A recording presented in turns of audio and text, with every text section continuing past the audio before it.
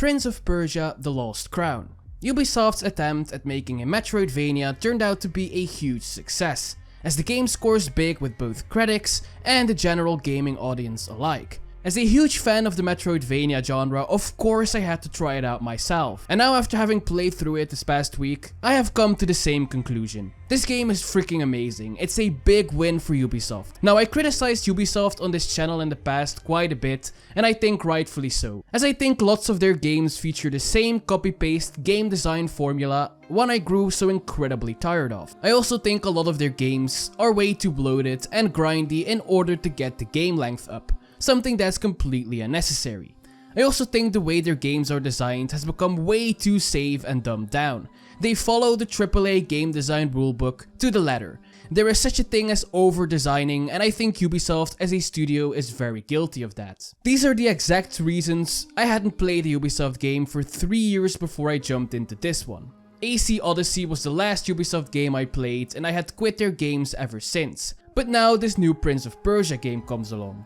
A smaller, more tightly designed game from Ubisoft Montpellier studio. The studio that is, in my opinion, Ubisoft's most interesting. And now they delivered big time for sure. They delivered a game experience that is all about fun and not player retention. There is no bloat or unnecessary grinding.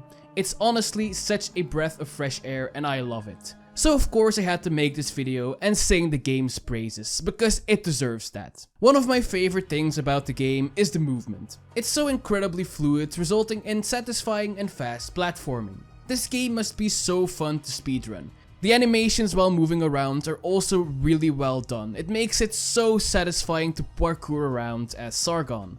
Backtracking to previously visited areas is a huge aspect of Metroidvanias, as new abilities unlock new paths, and with the game's fluent movement, the backtracking is not a hassle at all. You move through the map so incredibly fast, I love it. I really feel that this is one of the big things that makes this Metroidvania stand out from the rest. You just feel the bigger AAA budget in comparison to the indie Metroidvanias. Let's see if Hollow Knight Silksong can do the movement even better whenever that comes out. I'm also really surprised by the combat system and how deep it ended up being. There are so many combos you can learn, utilizing all the tools in Sargon's arsenal. Yet despite its depth, it's still very accessible to pick up and play. The combos flow pretty naturally, and the game features a training arena with tutorials you can follow. You even get rewarded with credits for doing them, adding an incentive to actually take your time and learn the depth of the combat. The game also has a really satisfying parry system, something that has always been hit or miss for me personally. In lots of games I actually never parry at all and focused more on dodging, but in this game what is parryable and what is not is very clearly visually indicated, making it a very strong asset in overcoming the game's many bosses. Yes, just like any good Metroidvania, bosses are a huge part of this game, and here they are really good as well.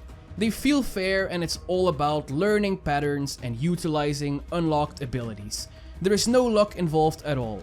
The puzzles are also pretty interesting. Being stuck in time is the theme of this game, and they came up with quite a lot of clever puzzles that go along with that theme. You also know the devs were huge fans of the genre when you look at the Amulet system, which works exactly the same as the charm system in Hollow Knight. You can mix and match different attributes in order to strengthen your playstyle. Different bosses might also require different approaches, so you can adjust your amulet setup as well based on what's in front of you. This adds a layer of strategy to the game, and just as I absolutely love this in Hollow Knight, I love it in this game as well. While the game took lots of inspiration from other Metroidvanias, it also brought some innovations of its own, with a big one being the screenshot feature. You can save a screenshot at locations where you aren't able to progress yet, and save them on your map. This way you can more easily keep track of all the blocked paths and which ability they require in order to progress. I love this innovation because I don't consider this to be hand-holding. You're still the one in control. You need to take the screenshots and choose when to return with what ability. Next up, I want to talk a bit about the art style. I've heard from people that aren't a fan, but I absolutely am. It looks very stylized and great to me, both in 2D and 3D. What sells me the most on it though is the way everything is animated. The animations are so flashy and fast. The game feels super polished. The cutscenes are a treat to look at, and the battles are incredibly hype because of it. I'm a big fan for sure. Now, from the constant praising I've been doing, you might start to think that this is the perfect game.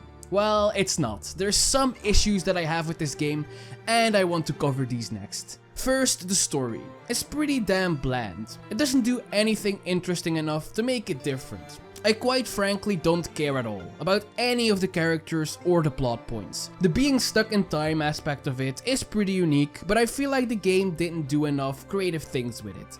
Also, the story is quite in your face. I'm much more a fan of the ambiguous, lore-focused storytelling like in Hollow Knight or Blasphemous.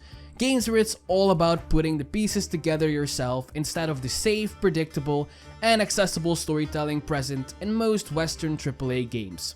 Another aspect of the game that is pretty mediocre is the music. I do have to say I'm happy it's actually themed well to fit the Persian setting instead of the pop music used in initial marketing material. Having said that, the game's music fits for sure, but just isn't that memorable. There's not a single track in the game that stayed with me. Compare that to Hollow Knight, where almost every theme is a memorable banger and it ends up being quite disappointing.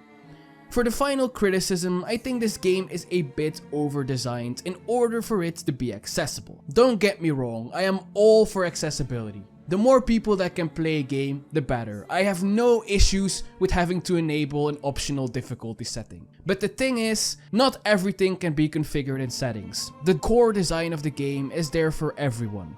Everything has to be presented clearly and players aren't allowed to fail or stray from the path at all. I just personally prefer the more open and ambiguous design philosophy like the one in Elden Ring, for example.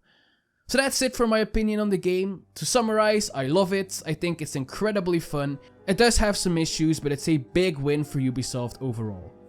I hope we'll get to see more smaller games in new genres like this from them. I hope to see more experimentation and less just setting for the typical bloated 80-hour open world game like they usually do. I hope Ubisoft Montpellier will keep being a driving force in that regard. I also hope to see Rayman make a comeback someday. Preferably a Rayman 4, who knows? Guess we'll have to wait and see what the future brings. A big congratulations to Ubisoft Montpellier for creating an amazing game. It's a bit of a shame the game ultimately got overshadowed in the mainstream eye by Palword, the Pokemon-inspired survival game that broke all kinds of Steam records. While I'm personally not interested in the game, I love hearing about an indie game's success story, so congrats to those devs as well. And with that, we reached the end of this video. Thank you so much for sticking all the way till the end. Did you play the game yet? What's your opinion on it? What's your opinion on Ubisoft as a whole? Do you agree with my criticism of them? Leave a comment down below, I always love engaging with you guys. Also, don't forget to leave a like and subscribe, it helps me out a lot as a content creator. It's nice to see the Metroidvania genre come full circle back to AAA. I hope to see more AAA Metroidvanias in the future, but for now, it's back to waiting for Hollow Knight Silksong. God knows whenever that game will actually be coming out. Take care everyone, have a great week, and hopefully see you in the next video. Peace.